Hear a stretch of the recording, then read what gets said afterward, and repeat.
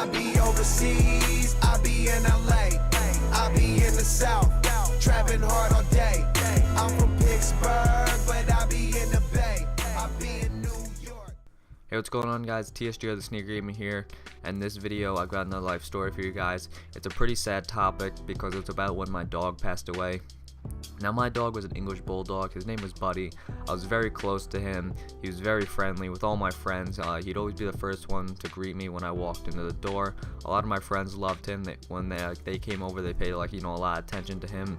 So anyway, one day in the summer, we noticed that he wasn't really eating, and he was the type of dog that if you put food down, he'd finish every little piece of his food, like most dogs. So one day when we were just watching him and stuff like that, we noticed that he wasn't eating his dinner, and after that we thought, this might just be a stomach bug, and we didn't think much of it.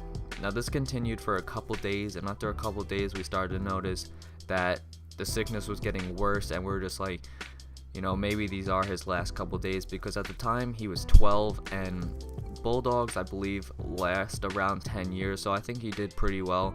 And at this time we noticed, this might be his time, and it got to the point where he actually could not walk under his own power that much, like a certain distance. If he walked, a couple more or more than a couple feet, he would collapse. So it was pretty sad to see that as a kid. I believe I was 12 or 13 years old, and so we would, if he had to go to the bathroom, me and my mom or me and my dad, we would, help pick him up. Well, not really my dad, my dad could do it himself, but if my dad was at work, my mom and I would just carry him to the yard, and then just leave him down there, and let him do whatever he has to do for the bathroom.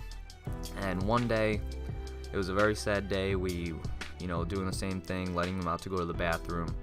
And as we let him out to go to the bathroom, he walked a little bit and then collapsed, because obviously he couldn't walk under his own power. So anyway, we thought it was just normal, and my mom was very sad because she was very close to him as well, and I could tell it really affected her after a couple months. Even after he passed, she was still very upset. If I ever brought up his name or whatever, she would still cry a little. So anyway, we took him out, we put him outside, he walked a little, and then when he collapsed, I started to see him kind of cough and try to struggle to breathe. And at that point I was extremely nervous, pretty scared for him, and also sad at the same time. And after he did it a few times, my mom was just like, "John, go inside." And I went inside, but I couldn't take my eyes off the situation.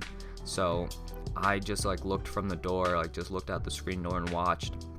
And then suddenly I stopped seeing him move, and my mom, I saw her crying, and then she came back inside and told me that he just passed away. I started crying so much. That's probably the most I've ever cried in my life after I heard that. And after that, I went outside, just sat on my swing, and just kind of looked at him in disbelief that I couldn't believe that he was gone, just sitting there. And then my dad actually came home from work early after my mom called, because we were all very close to him. So anyway, we just kind of sat out there and just watched him. And when my dad came home, we dug a hole in our backyard and decided to bury him right there, just so we know that he's always a part of our lives. He's always there with us.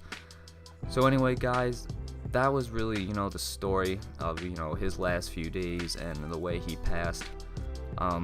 It was a very tough day for me and my whole family, and I want to leave you guys with this last couple words of, if you have a pet, really just appreciate them while they're here, because one day they won't be there by your side. They'll be gone, they'll have passed away. So really give them the best life you possibly can, because one day they won't be there. So anyway, guys, that's it. Until next time, see you later.